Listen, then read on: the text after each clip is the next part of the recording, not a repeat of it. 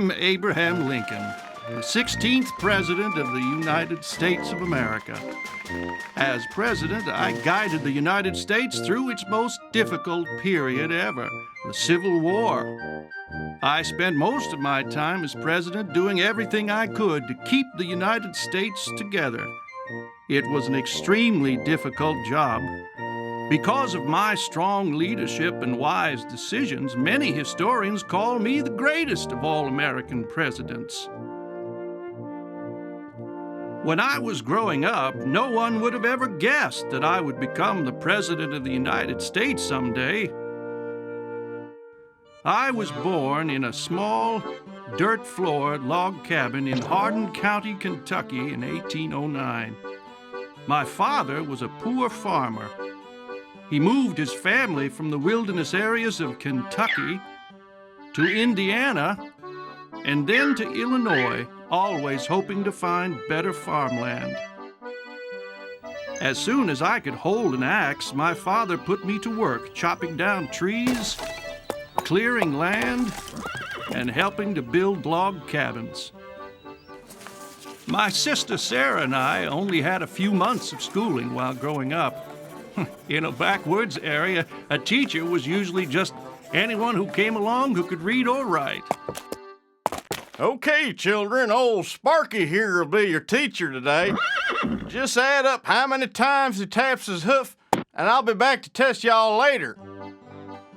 It wasn't the best way to learn, but as you can see here from a page of my homework, I got an idea of how to read, write, and do arithmetic. When I was 9 years old, my mother died. I missed her very much, but I cheered up a little when my father remarried a year later. I got along great with my new stepmother, Sarah Johnston Lincoln. Sarah encouraged me to read. I didn't need much encouragement, though. I found that I loved to read more than just about anything. Some of my favorite books were Robinson Crusoe, Aesop's Fables, the Bible, or a book about George Washington, and especially the plays and poems of William Shakespeare. It seemed like I always had a borrowed book in my hand. Why, I would even read while I was plowing the fields. Hey, fellas, you want to hear the love scene from Romeo and Juliet again? No thanks. Maybe after work. Okay, well, on to Robinson Crusoe. I was a tall, super skinny young man. I amazed people, though, with my strength and energy. I could chop down more trees and split rails faster than most grown men. Even though I was good at farming, I never really liked it much. Reading books had fired up my imagination. I knew there was an exciting world outside the wilderness, and I wanted to be part of it. At age 22, I left home and started trying different jobs. I delivered goods down the Mississippi River to New Orleans on a flatboat. I was a soldier in the Black Hawk War, a surveyor, a postmaster, a store owner, a lawyer, and an Illinois state representative, all before I became president. One of my first jobs was managing a general store in the small town of New Salem, Illinois. The store became a meeting place for townspeople. I loved discussing the latest news and events of the day. I made many new friends at the store. People in New Salem enjoyed my company. I was a great storyteller and told the best jokes around. So then the barber says, sorry, I didn't know you were a duck until you took your hat off.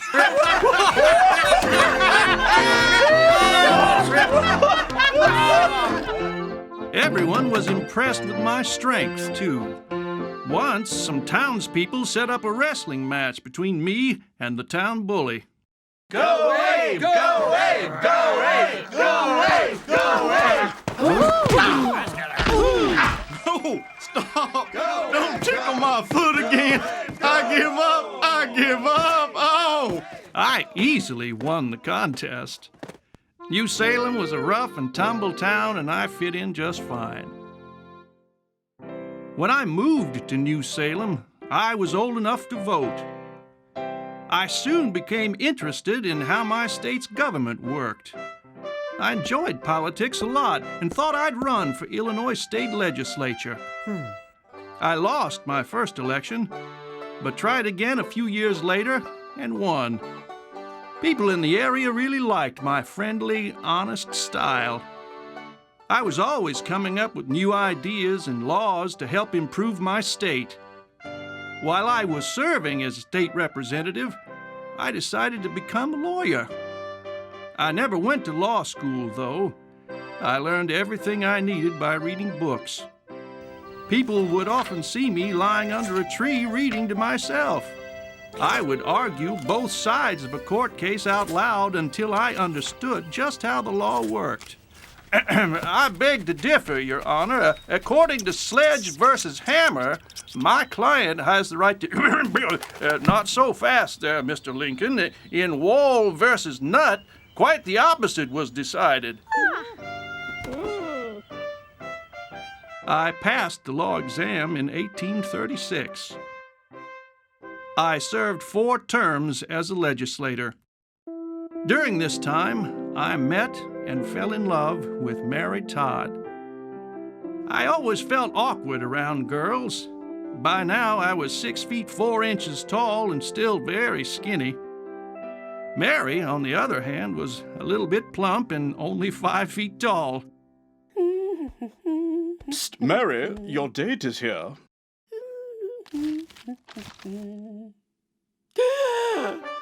Meet Mr. Lincoln. Mary and I didn't care about looks, though. She was smart, well-educated, and we shared many of the same ideas.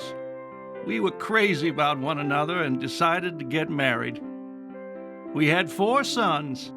Unfortunately, over the years, Mary and my marriage became filled with sadness.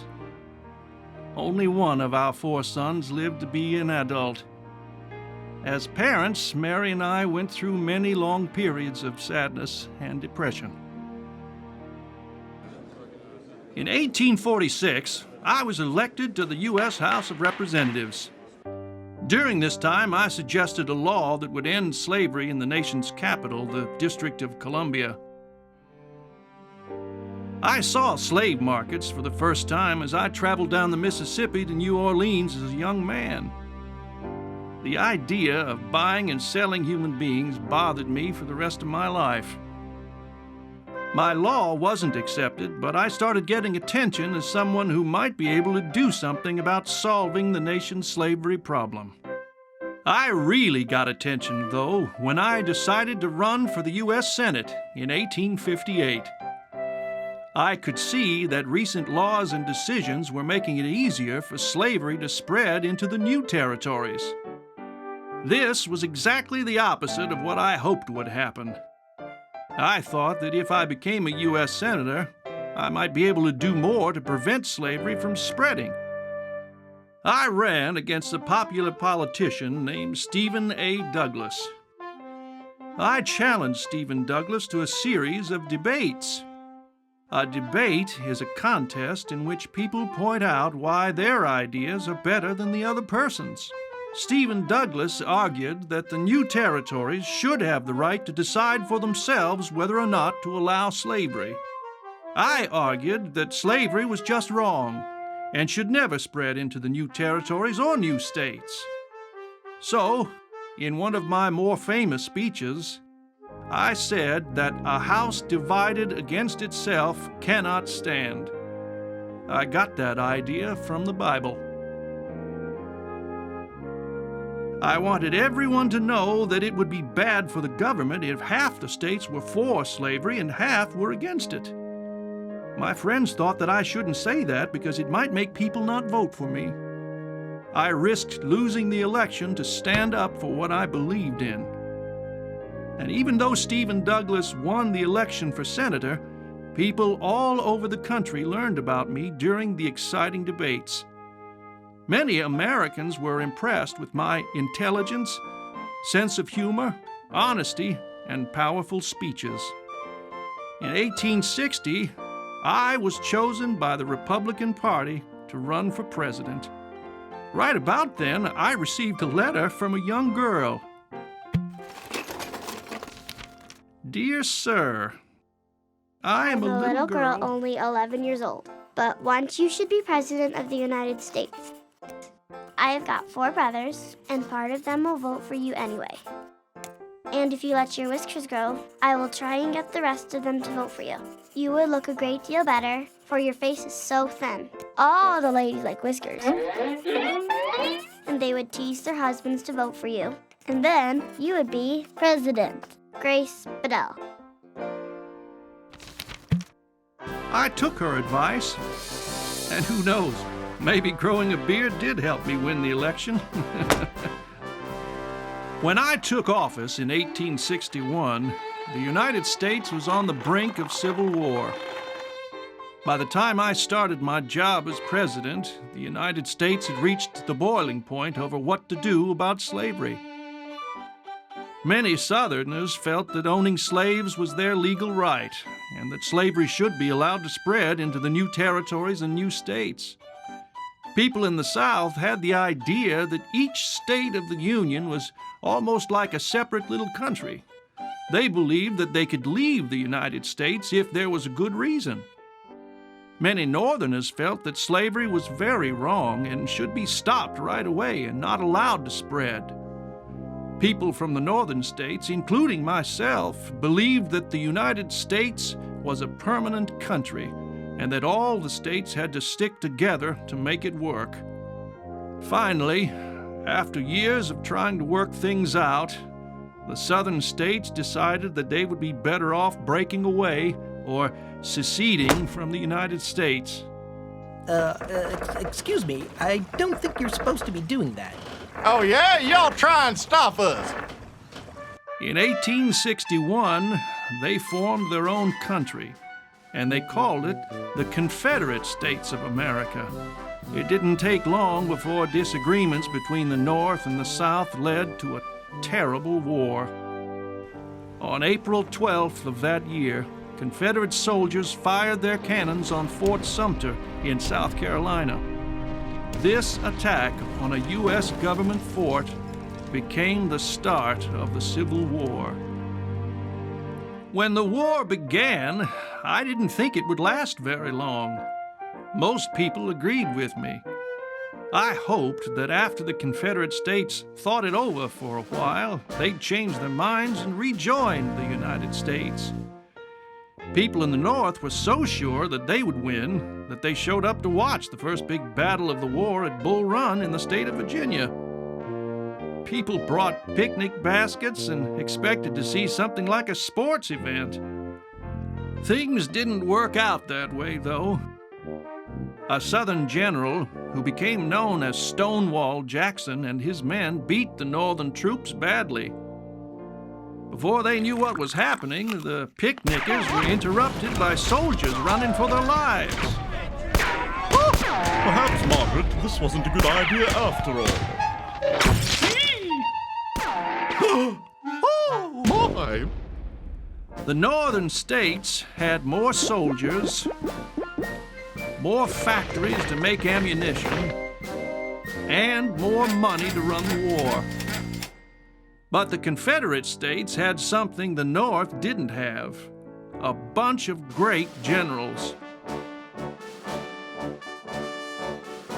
Southern armies, led by General Robert E. Lee, won many early battles of the Civil War.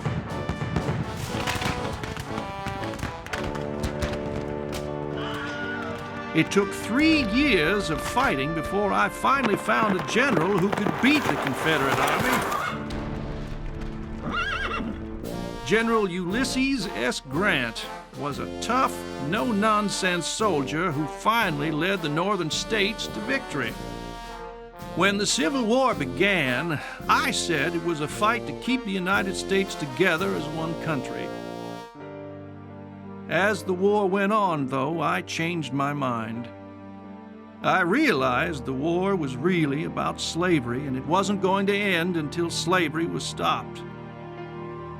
On January the 1st, 1863, I sent out the Emancipation Proclamation. This announcement was an order to free all slaves in the states that were rebelling against the Union. Slave owners in the South weren't about to obey their enemies' demand, though.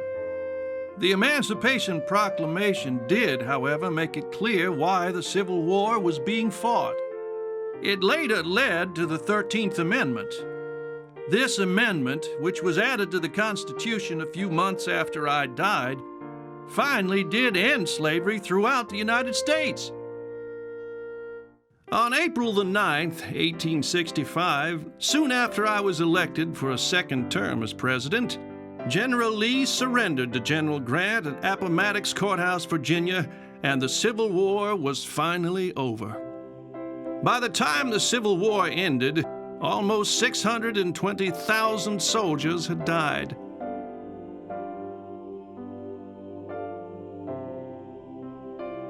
That's as many Americans as have died in almost all the other American wars combined.